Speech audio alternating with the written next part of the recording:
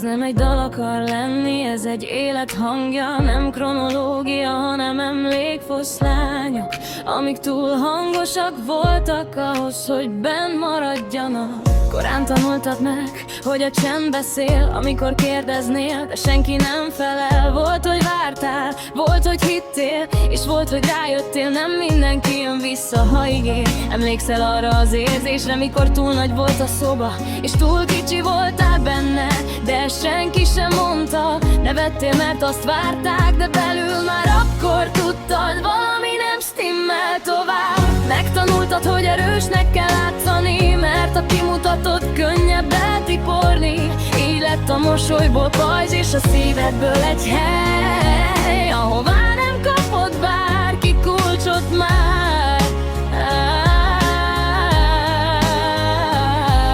És nem kérdezted hangosan, hogy miért, én csak lenyelted, mert túl sokszor volt a válasz semmi. De benned maradt minden szó, mint egy dal, amit soha nem engedted ki a tortogon. De nem egyik napról a másikra lettél ilyen, ez évek alatt rakódott rá csendben. Minden csalódás egy sor volt, minden veszteség egy újabb hang a dalodban. Nem törted szét a világot, inkább magad, de még mindig itt vagy, és ez számít igazán, ha rólad szól ez a szám. Az azért ilyen, mert te nem csak éltél, túléltél mindent.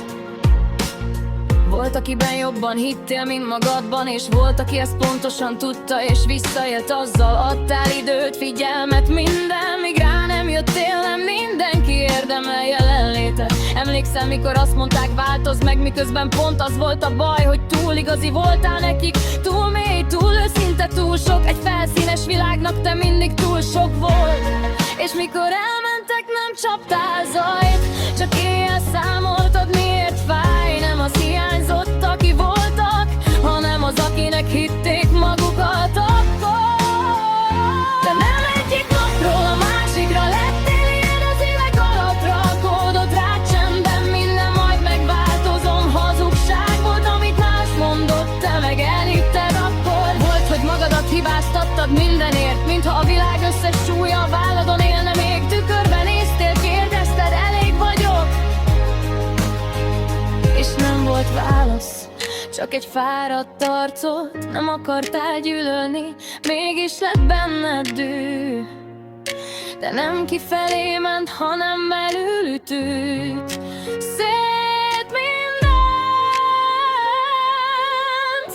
Így lettél csendesebb, keményebb, miközben senki nem látta, mennyire küzdesz. Arad egy pont, mikor majdnem feladtad, nem hangosan, csak belül halkan, de valami mégis visszatartott. Talán az, hogy tudtad, ennél több vagy, bazd meg.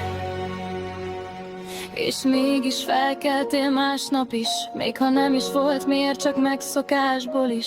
Léptél előre, mikor remegtél, és ez az erő, amit senki nem vett észre benned. Ma már nem adsz mindenkinek helyet, nem magyarázkodsz, ha nemet mondasz végre. Tanultál a sebekből, nem tagadod, de nem engedett, hogy határozzanak meg azok.